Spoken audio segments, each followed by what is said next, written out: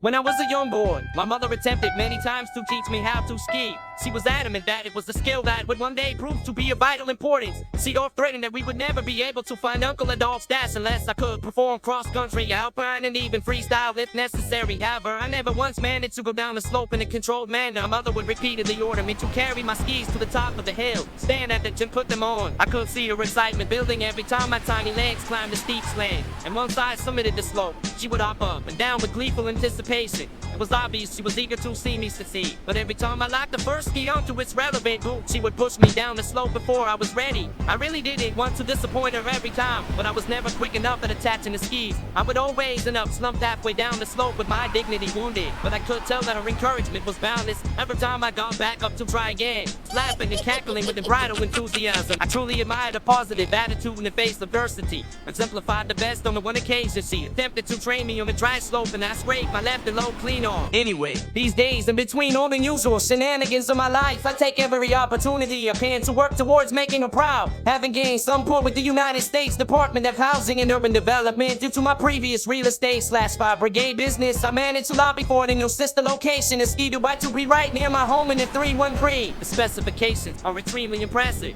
exactly identical to the original. An indoor ski resort with 22,500 square meters of indoor ski area. The resort features an 85-meter hall indoor mountain equivalent to a 25-story building with 5 slopes of varying steepness and difficulty, including a 400-meter long run, the world's second indoor black diamond run, and various features, boxes, rails, kickers that are changed on a regular basis. Equipment such as skis and jackets are provided with the ticket, and one can buy equipment in the nearby stores. Even has the same high-grade, specially engineered air conditioning to allow it to maintain a temperature of -1 degree to -2 degrees Celsius every day of the year, despite the fact that temperatures in the 313 do not rise above freezing on an average of 44 days a year anyway. Unfortunately, the chair lifts hadn't been installed yet, so I was forced to be dragged up the slope by a type of ski lift designed to be placed under the crotch. When I reached the top, I complained to the lift operator that I did not appreciate being strong-armed into accepting sexual assault as an alternative to climbing my way up on my own merit, that I'm not a piece of media for his perverse gratification. I shouldn't have to expect to deal with this kind of behavior in my day-to-day life just because he finds me attractive. #MeToo. I let him know that his employer would be hearing from Gerald Gershowitz. I stood at the precipice and connected my first ski, subconsciously expecting to be eaten like a javelin by my loving mother, but the heat never came. I stepped gingerly into the other ski and began sliding slowly but unintentionally. I was full of pride and amazement, but I had to react quickly to avoid the other skier.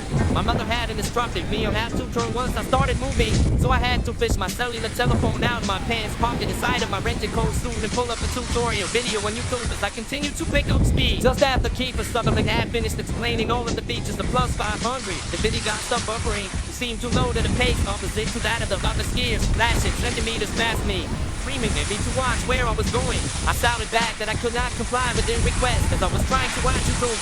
I realized in that moment that skiing is probably the fastest mode of travel available to a human purely under their own steam, and tried to imagine the effects if I bolted a pair of skis onto the bottom of my Fred Flintstone car. I suddenly impacted a gigantic crash pad wall at the end of the slope. I bounced off and my skis came loose in mid-air as I did a triple backflip, landing on the most vulnerable part of my face, the mouth, and on a color-coded mark in the snow. It had been dyed yellow, much of it went in my mouth, and to be honest, it was delicious. I don't know what idiot came up with that famous salad bass. I was taken to the on-site medical facilities, but fortunately my only injury was third-degree brain freeze. The ski lift operator, or happened to be black. No, I did not mention this before. Honestly, you think the liberal media woke around would have taught you that it's not necessary to mention someone's race as a defining trait until the extremely unlikely event that it becomes pertinent. Came by and offered me some of his hot chocolate. I punched him in the most vulnerable part of his face, the mouth, as hard as I could, and vowed never to go back to this establishment without my mommy to look after me.